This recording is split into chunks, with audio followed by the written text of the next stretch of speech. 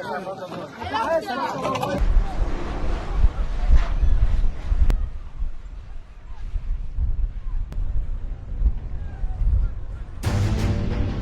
राष्ट्रपति Donald Trump ने जब से गाजा पर कब्जे की बात कही है तब से ही पूरे मिडिल ईस्ट में बवाल मच गया है।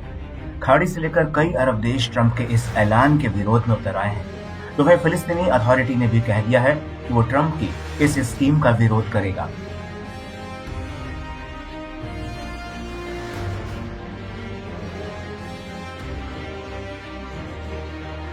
दरअसल ट्रंप का कहना है कि अमेरिका गाजा को नियंत्रण में लेकर उसका पुनः निर्माण करेगा। गाजा में एक रिसोर्ट सिटी बनाई जाएगी। यह पश्चिमी एशिया के लिए रोजगार और टूरिज्म सेंटर बन जाएगा। लेकिन ट्रंप के इस बयान ने पूरे मिडिल ईस्ट में एक नया तूफान खड़ा कर दिया है और जिस सऊदी अरब की दोस्ती ट्रंप इजराइल से कराने की कोशिश कर रहे थे, अब उसी सऊदी ने कह दिया कि वो ट्रंप के इस बयान के विरोध में है।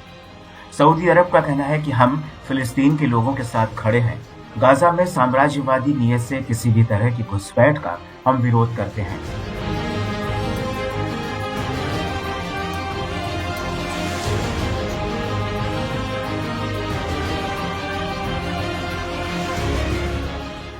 सऊदी अरब का कहना है कि हम इजराइल के साथ रिश्ते तभी सामान्य करेंगे जब एक आजाद फिलिस्तीन बन जाएगा। हम गाजा के लोगों की बेदखली बिल्कुल भी बर्दाश्त नहीं करेंगे।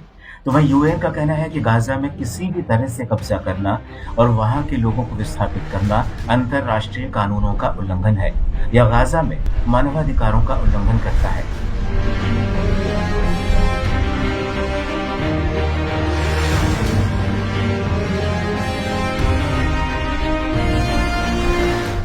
आपको बता दें कि नेतन्याहू के साथ प्रेस कॉन्फ्रेंस में ट्रंप ने साफ कर दिया था कि वो गाजा खाली कराने के पक्ष में है। उस वक्त ट्रंप ने कहा था कि जॉर्डन और मिस्र को गाजा के ज्यादा से ज्यादा लोगों को अपने यहाँ पर लेना चाहिए। The U.S. will take over the Gaza Strip and we will do a job with it too. We'll own it and be responsible for dismantling all of the dangerous unexploded bombs and other weapons on the site, level the site and get rid of the destroyed buildings, level it out, create an economic development that will supply unlimited numbers of jobs and housing for the people of the area.